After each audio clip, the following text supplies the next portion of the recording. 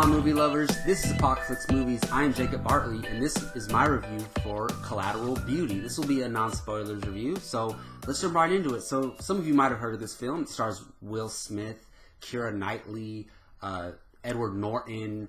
It has a great cast. I forget the director's name, but it has an absolute cast. I remember when this trailer first came out.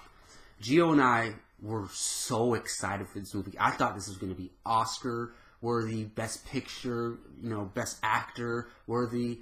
And then all of a sudden, all these reviews start coming out and blah, blah, blah. And I started hearing bad things about the movie. I'm like, okay, what I heard was that, it's your typical sad, trying to make people feel good movie. I was like, I don't really care. I'm going to go in and judge the movie for myself. And I was trying to go and leave everything out the door. And this movie starts, and I honestly have no idea what they were thinking making this movie. It is freaking crazy. It almost feels like a spoof movie of, alright, those movies like Valentine's Day and New Year's Eve? It feels like one of those movies, but they're spoofing those movies. It was insane. All the characters had their little story arcs and stuff like that, and it was just crazy all over the place. But it wasn't all bad. There were some positives. And right off the bat, I'm just going to say Will Smith brings his A game once again. He gives his effort. And you could tell he wanted this movie to be something special. And he gave a performance thinking that this movie was going to be something special. And he feels out of place because he's so good. And there's a scene at the end that almost brings you to tears. He's so good.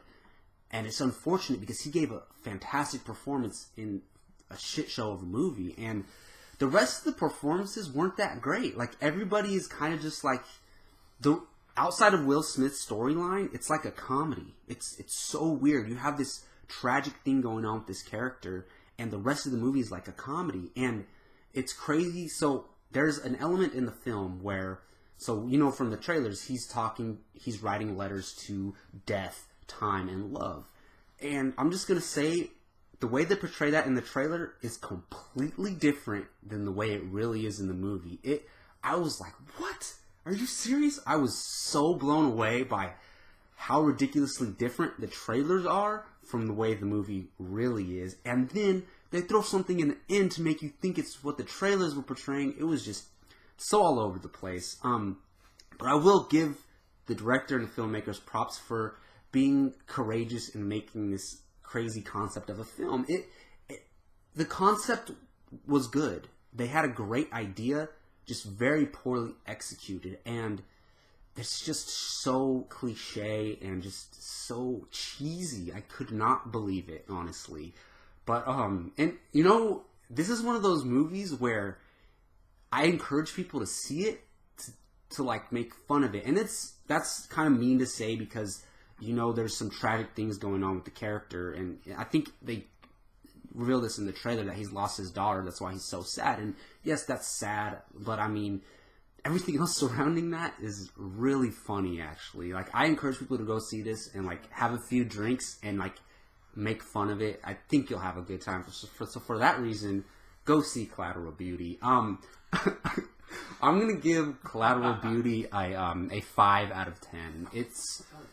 It's a bad movie, but it had some good things in there, honestly, and I give them props for the concept and what they were going for, and I give Will Smith props for bringing his A game and putting effort into it, even though the rest of the movie and the rest of the actors weren't really trying that much. So that's going to do it for my Collateral Beauty review, 5 out of 10. Thank you all for watching this review. You can find me on Twitter, @JacobBartley_. On this YouTube channel, please subscribe and hit that like button. Until next time, please take care. Yeah.